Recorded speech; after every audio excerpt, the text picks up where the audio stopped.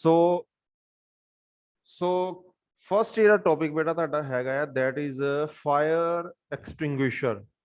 ਠੀਕ ਹੈ, ਹੁਣ ਅਗਰ ਆਪਾਂ ਗੱਲ ਕਰੀਏ ਵਰਕਸ਼ਾਪ ਦੇ ਵਿੱਚ, ਇੱਕ ਨਾਰਮਲ ਵਰਕਸ਼ਾਪ, ਇੱਕ ਗੈਰੇਜ ਦੇ ਵਿੱਚ ਕਈ ਤਰ੍ਹਾਂ ਦੀਆਂ ਪ੍ਰੋਬਲਮਸ ਸੇਫਟੀ ਦੇ ਰਿਗਾਰਡਿੰਗ ਆ ਸਕਦੀਆਂ। ਠੀਕ ਹੈ, ਕਿਉਂਕਿ ਇੰਨੀਆਂ ਡਿਫਰੈਂਟ ਟਾਈਪਸ ਦੀਆਂ ਮਸ਼ੀਨਸ ਕੰਮ ਕਰਦੀਆਂ ਉੱਥੇ। ਠੀਕ ਹੈ, ਤੇ ਕਿਤੇ ਵੀ ਕੋਈ ਮਿਸ ਹੈਪਨਿੰਗ ਹੋ ਸਕਦੀ ਆ।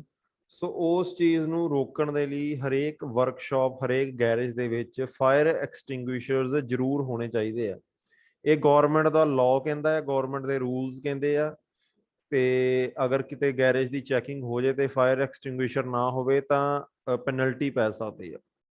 ਠੀਕ ਹੈ, ਸੋ ਫਾਇਰ ਐਕਸਟਿੰਗੁਇਸ਼ਰ ਹਰੇਕ ਜਗ੍ਹਾ ਹੋਣਾ ਚਾਹੀਦਾ ਆ। ਈਵਨ ਕਿ ਜਿੱਦਾਂ ਆਪਣੇ ਕਾਲਜ ਹੈਗੇ ਆ, ਠੀਕ ਹੈ, ਜਿੰਨੀਆਂ ਵੀ ਕਮਰਸ਼ੀਅਲ ਬਿਲਡਿੰਗਸ ਹੈਗੀਆਂ, ਹਸਪੀਟਲਸ ਹੈਗੇ ਆ, ਵੱਡੇ ਵੱਡੇ ਕੰਪਲੈਕਸ ਹੈਗੇ ਆ, ਉੱਥੇ ਉਹਨਾਂ ਨੂੰ ਪਾਸਿੰਗ ਹੀ ਤਾਂ ਮਿਲਦੀ ਆ ਗਵਰਨਮੈਂਟ ਵੱਲੋਂ, ਤਾਂ ਹੀ ਉਹਨਾਂ ਦਾ ਮੈਪ ਪਾਸ ਹੁੰਦਾ ਆ, ਉਹਨਾਂ ਦੀ ਬਿਲਡਿੰਗ ਪਾਸ ਹੁੰਦੀ ਆ, ਜੇ ਉਹਨਾਂ ਨੇ ਪ੍ਰੋਪਰ ਫਾਇਰ ਐਕਸਟਿੰਗੁਇਸ਼ਰ ਦਾ ਪਲਾਨ ਬਣਾਇਆ ਹੋਇਆ ਹੈ।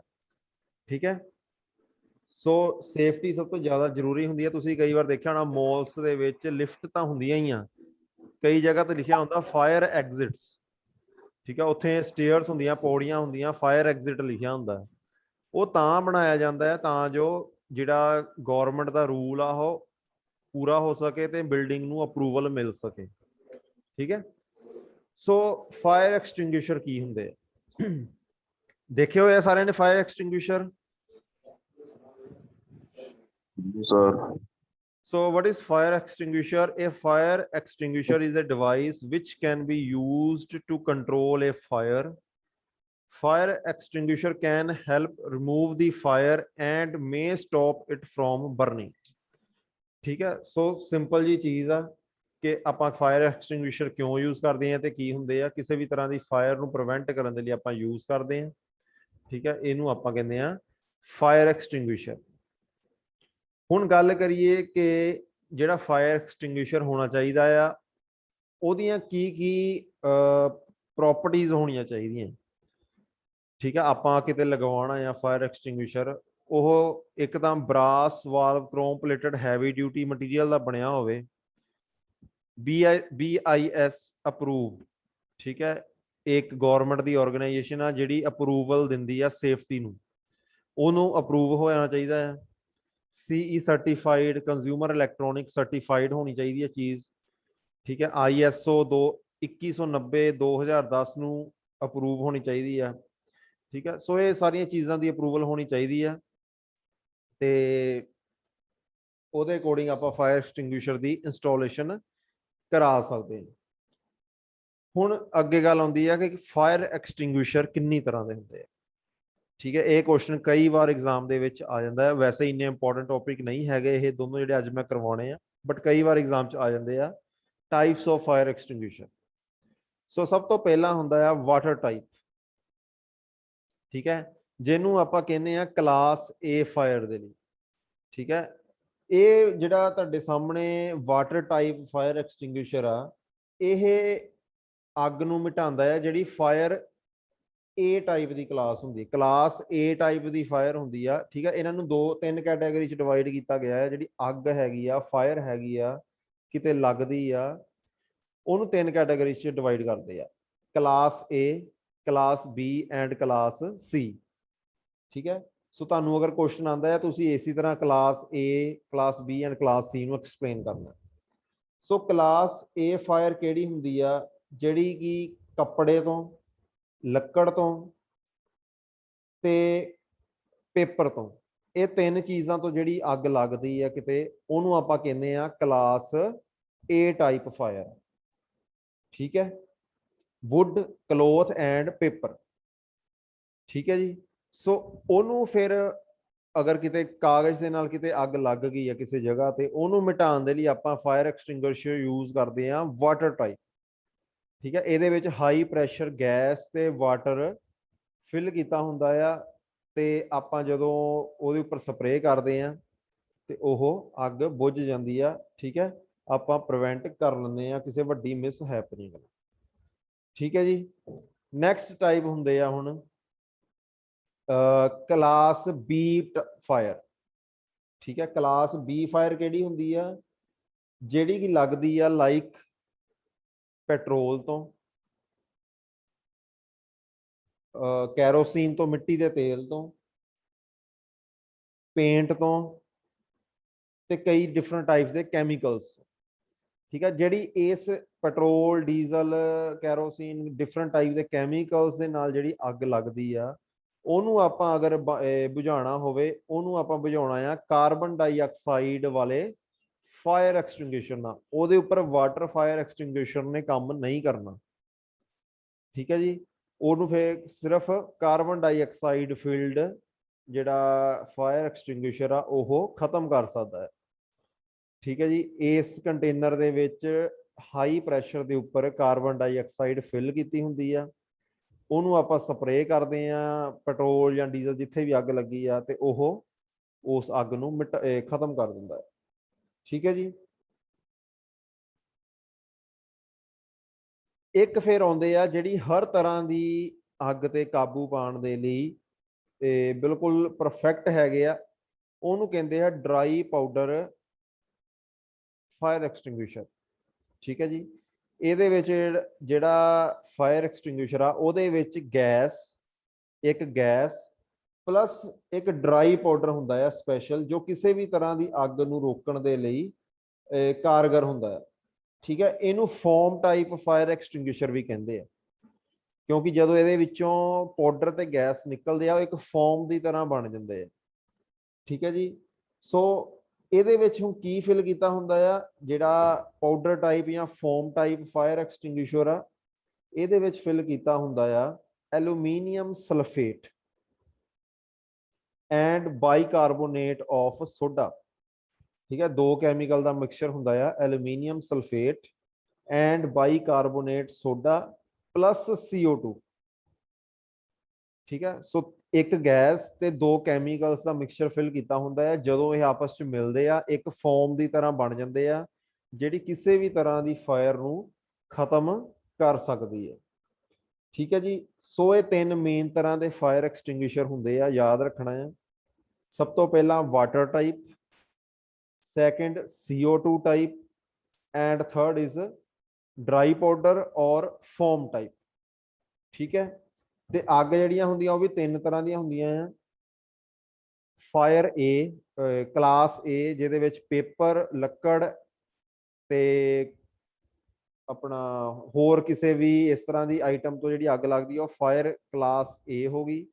ਕਲਾਸ ਬੀ ਹੋ ਗਈ ਜੋ ਕਿਸੇ ਕੈਮੀਕਲ ਤੋਂ ਲੱਗਦੀ ਹੈ, ਤੇ ਕਲਾਸ ਸੀ ਹੋ ਗਈ ਜਿਹੜੀ ਬਾਕੀ ਮਟੀਰੀਅਲ ਜਿਸ ਤਰ੍ਹਾਂ ਦੇ ਵੀ ਬਚਦੇ ਆ, ਜੇ ਉਹਨਾਂ ਨਾਲ ਕੋਈ ਅੱਗ ਲੱਗਦੀ ਆ, ਉਹ ਕਲਾਸ ਸੀ ਹੋ ਗਈ। ਠੀਕ ਹੈ ਜੀ। सो पता लग गया बेटा किन्नी तरह के होंगे फायर एक्सटिंग्विशर ते हाँ जी सर। की काम आ उन्हां दा। हाँ जी सर लग गया। ठीक है जी। हुण एक होर तरह के फायर एक्सटिंग्विशर होंगे जिहड़े कैमीकल बेस्ड नहीं हैगे आ, ਉਹ ਹੈਗੇ ਆ ਤੁਹਾਡੇ ਸਾਹਮਣੇ ਆ ਫੋਟੋ ਤੁਹਾਨੂੰ ਕਲੀਅਰ ਹੋਣੀ ਆ, send bucket and water bucket. ਠੀਕ ਹੈ ਜੀ। ਤੁਸੀਂ ਦੇਖਿਆ ਹੋਣਾ ਪੈਟਰੋਲ ਪੰਪਸ ਦੇ ਉੱਪਰ ਇਸ ਤਰ੍ਹਾਂ ਦੀਆਂ ਬਕਟਸ ਟੰਗੀਆਂ ਹੁੰਦੀਆਂ ਆ। ਠੀਕ ਹੈ। ਇੱਕ ਦੇ ਵਿੱਚ ਹੁੰਦਾ ਆ ਪਾਣੀ, ਇੱਕ ਦੇ ਵਿੱਚ ਹੁੰਦੀ ਆ ਸੈਂਡ। ਜਿਹੜੀ ਪੈਟਰੋਲ ਪੰਪ ਦੇ ਉੱਪਰ ਇਸ ਤਰ੍ਹਾਂ ਦੇ ਫਾਇਰ ਐਕਸਟਿੰਗੁਇਸ਼ਰ ਯੂਜ਼ ਕਰਦੇ ਆ, ਉਹਨਾਂ ਦੇ ਵਿੱਚ ਮੋਸਟਲੀ ਸੈਂਡ ਹੁੰਦੀ ਆ, ਕਿਉਂਕਿ ਪੈਟਰੋਲ ਜਾਂ ਡੀਜ਼ਲ ਨੂੰ ਅੱਗ ਲੱਗ ਜਾਵੇ ਤਾਂ ਉਹਨੂੰ ਆਪਾਂ ਪਾਣੀ ਦੇ ਨਾਲ ਨਹੀਂ ਬੁਝਾ ਸਕਦੇ। ਠੀਕ ਹੈ। ਉਹਨੂੰ ਆਪਾਂ ਬੁਝਾ ਸਕਦੇ ਆ ਸੈਂਡ ਦੇ ਨਾਲ। ਠੀਕ ਹੈ। ਤੇ ਜੇ ਹੁੰਦਾ ਕਿਤੇ ਪੁਰਾਣੇ ਟਾਈਮ ਦੇ ਵਿੱਚ ਵਾਟਰ ਟਾਈਪ ਚੱਲਦੇ ਸੀ, ਇਸ ਤਰ੍ਹਾਂ ਦੇ ਬਕਟਸ ਦੇ ਵਿੱਚ ਪਾਣੀ ਹੁੰਦਾ ਸੀ ਐਮਰਜੈਂਸੀ ਯੂਜ਼ ਦੇ ਲਈ। ਠੀਕ ਹੈ।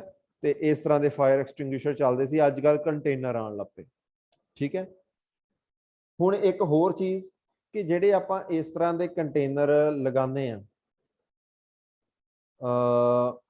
ਇਸ ਤਰ੍ਹਾਂ ਦੇ ਕੰਟੇਨਰ ਲਗਾਉਂਦੇ ਆ ਜਿਹੜੇ ਆਪਾਂ, ਇਹ ਹਰ ਸਾਲ ਬਾਅਦ ਪਾਸ ਕਰਾਉਣੇ ਪੈਂਦੇ ਆ, ਜਾਂ ਤਾਂ ਇਹ ਚੇਂਜ ਕਰਾਉਣੇ ਪੈਂਦੇ ਆ। ਅਗਰ ਆਪਾਂ ਯੂਜ਼ ਕਰੀਏ ਨਾ ਕਰੀਏ, ਇਹ ਹਰ ਸਾਲ ਬਾਅਦ ਇਹ ਨਾ ਚੇਂਜ ਹੁੰਦੇ ਆ, ਚੈੱਕ ਹੁੰਦੇ ਆ ਤੇ ਚੇਂਜ ਹੁੰਦੇ ਆ। ਫੋਰ ਐਗਜ਼ਾਮਪਲ ਕਿਸੇ ਹਸਪੀਟਲ, ਕੋਈ ਮਾਲ ਹੈਗਾ ਆ, ਆਪਣਾ ਕਾਲਜ ਹੈਗਾ ਆ, ਉਹਦੀ ਇੰਸਪੈਕਸ਼ਨ ਹੋਵੇ, ਬਾਹਰੋਂ ਕੋਈ ਟੀਮ ਚੈੱਕ ਕਰਨ ਆਵੇ, ਤੇ ਜੇ ਇਹ ਪੁਰਾਣਾ ਲੱਗਾ ਹੋਵੇ, ਆਪਾਂ ਨਹੀਂ ਲਗਾਇਆ ਹੋਇਆ, ਇਹਦੀ ਐਕਸਪਾਇਰੀ ਡੇਟ ਹੁੰਦੀ ਆ, ਤੇ ਜੇ ਉਹ ਲੱਗਾ ਹੋਇਆ ਆ ਤੇ ਉਹਦੇ ਨਾਲ ਕਾਲਜ ਦੇ ਉੱਪਰ ਜਾਂ ਉਸ ਬਿਲਡਿੰਗ ਦੇ ਉੱਪਰ ਕਾਫੀ ਪੈਨਲਟੀਜ਼ ਪੈ ਸਕਦੀ ਹੈ। ठीक है। सो इन्हां दे उपर चैकिंग डेट लिखी हुंदी है, इंस्पैक्शन डेट लिखी हुंदी है, प्लस एक्सपायरी डेट भी लिखी हुंदी है। ये दोबारा रीफिल कराने पैंदे आ एक्सपायरी डेट तो बाद।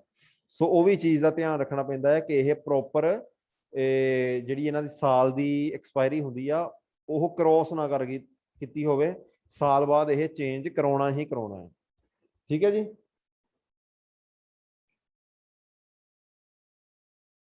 हाँ जी, किसी को कोई ਹਾਂਜੀ डाउट ਹਾਂਜੀ बेटा इत्थे तक अपना फायर एक्सटिंग्विशर दे विच कोई डाउट होवे?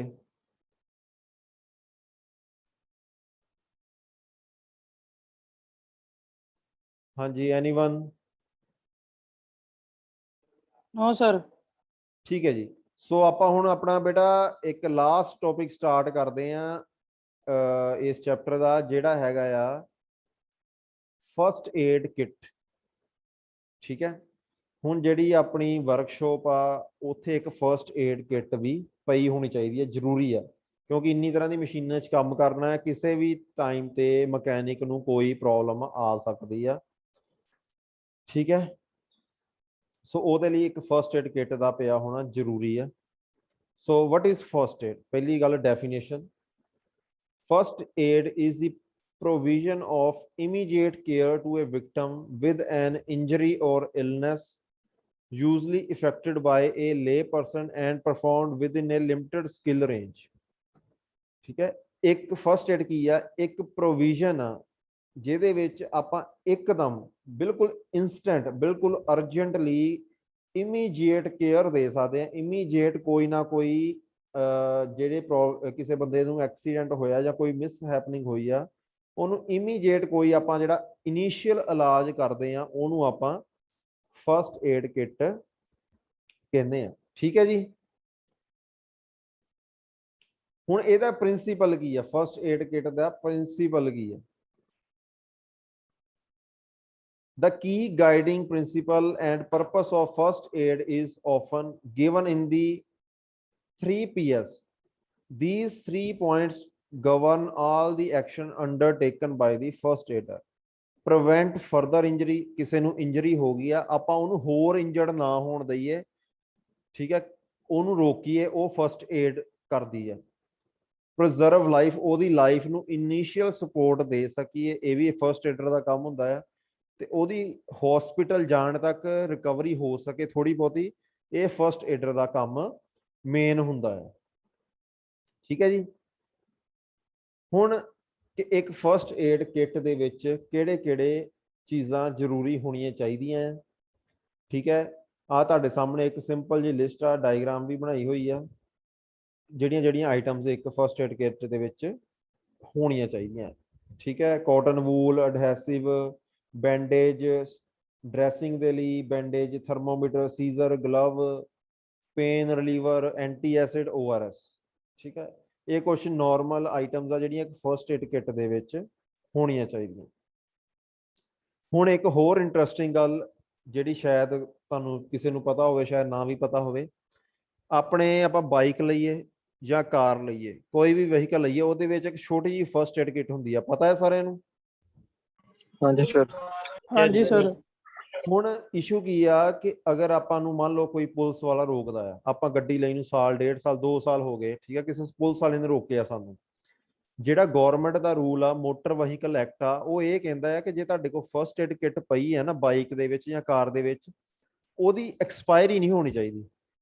ਠੀਕ ਹੈ। ਮਤਲਬ ਜੇ ਕਹਿ ਲਓ ਵਰਸਟ ਕੇਸ ਸਿਨੈਰੀਓ ਦੇ ਵਿੱਚ ਪੁਲਿਸ ਵਾਲਾ ਤੁਹਾਡਾ ਚਲਾਨ ਕਰਨ ਤੇ ਆ ਜਾਵੇ, ਤੁਹਾਡੇ ਕੋਲ ਸਾਰੇ ਕਾਗਜ਼ ਪੂਰੇ ਹੋਣ, ਤਾਂ ਫਸਟ ਏਡ ਦਾ ਚਲਾਨ ਵੀ ਉਹ ਕਰ ਸਕਦਾ ਹੈ। ਜੇ ਉਹਨੂੰ ਰੂਲ ਦਾ ਪਤਾ ਆ ਉਹ ਚਲਾਨ ਕਰ ਸਕਦਾ ਹੈ। ਜੇ ਤੁਹਾਡੀ ਫਸਟ ਏਡ ਕਿੱਟ ਪਈ ਆ, ਉਹ ਐਕਸਪਾਇਰ ਹੋ ਗਈਆਂ, ਉਹਦੇ ਵਿੱਚ ਜਿਹੜੀਆਂ ਆਈਟਮਸ ਪਈਆਂ ਆ, ਜਿੱਦਾਂ ਕਿ ਬੈਂਡੇਜ ਹੈਗੀ ਆ, ਠੀਕ ਹੈ, ਕੋਈ ਦਵਾਈ ਆ, ਉਹਦੇ ਵਿੱਚ ਕੋਈ ਪੇਸਟ ਹੁੰਦੀ ਆ ਲਗਾਉਣ ਲਈ, ਜ਼ਖਮ ਦੇ ਉੱਪਰ ਲਗਾਉਣ ਲਈ, ਉਹ ਜੇ ਐਕਸਪਾਇਰ ਹੋ ਗਈ ਆ, ਉਸ ਚੀਜ਼ ਦਾ ਚਲਾਨ ਵੀ ਹੋ ਸਕਦਾ ਹੈ। ਠੀਕ ਹੈ। ਬਟ ਇੰਨਾ ਕੋਈ ਫੋਲੋ ਕਰਦਾ ਨਹੀਂ ਹੈਗਾ। ਬਟ ਇੱਕ ਤੁਹਾਨੂੰ ਮੈਂ ਇਨਫੋਰਮੇਸ਼ਨ ਦਿੱਤੀ ਹੈ ਕਿ ਮੋਟਰ ਵਹੀਕਲ ਐਕਟ ਦੇ ਅਕੋਰਡਿੰਗ ਇਹ ਵੀ ਇੱਕ ਚਲਾਨ ਦਾ ਤਰੀਕਾ ਹੋ ਸਕਦਾ ਹੈ, ਕਿਉਂਕਿ ਜਿਹੜੀ ਆਪਣੀ ਫਸਟ ਏਡ ਕਿੱਟ ਪਈ ਹੁੰਦੀ ਆ ਬਾਈਕਸ ਵਗੈਰਾ, ਕਾਰਸ ਵਗੈਰਾ 'ਚ, ਉਹ 1.5-2 ਸਾਲ ਦੀ ਐਕਸਪਾਇਰੀ ਡੇਟ ਹੁੰਦੀ ਉਹਦੇ ਵਿੱਚ ਜਿਹੜੀਆਂ ਆਈਟਮਸ ਹੁੰਦੀਆਂ। ਠੀਕ ਹੈ। ਸੋ ਉਹਦੇ ਨਾਲ ਵੀ ਚਲਾਨ ਹੋ ਸਕਦਾ ਹੈ। ਠੀਕ ਹੈ। ਹੁਣ ਗੱਲ ਕਰੀਏ ਕਿ ਅਗਰ ਕੋਈ ਫਸਟ ਏਡ ਦੀ ਕੰਡੀਸ਼ਨ ਆਂਦੀ ਆ ਤੇ ਆਪਾਂ ਕੀ ਚੀਜ਼ਾਂ ਇੱਕ ਫਸਟ ਏਡਰ ਕਰ ਸਕਦਾ ਹੈ। ਸਭ ਤੋਂ ਪਹਿਲਾਂ ਕਿ ਜਿਹੜਾ ਬੰਦੇ ਨੂੰ ਕੋਈ ਇੰਜਰੀ ਹੋਈ ਆ ਉਹਨੂੰ ਬਿਲਕੁਲ ਫਲੈਟ ਸਰਫੇਸ ਦੇ ਉੱਪਰ ਪਾ ਦੇਣਾ ਹੈ, ਠੀਕ ਹੈ।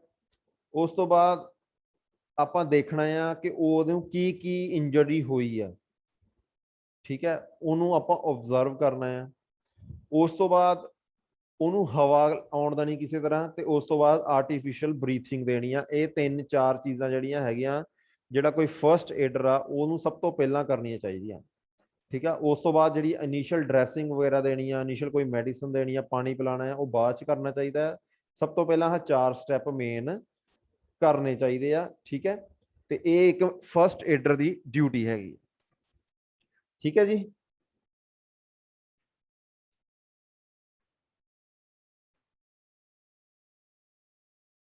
ਹਾਂਜੀ, ਕਿਸੇ ਨੂੰ ਹੁਣ ਕੋਈ ਡਾਊਟ ਹੋਵੇ ਤਾਂ ਦੋਨੋਂ ਟੌਪਿਕਸ ਦੇ ਵਿੱਚ।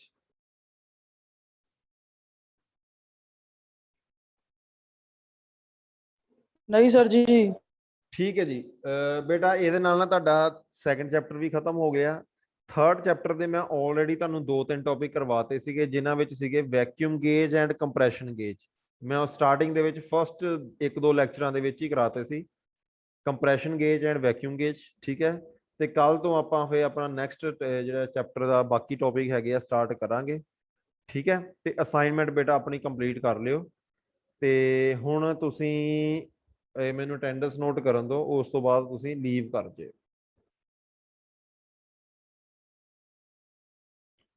ਇੱਕ ਮਿੰਟ ਵੇਟ ਕਰੋ, ਮੈਂ ਅਟੈਂਡੈਂਸ ਨੋਟ ਕਰ ਲਵਾਂ।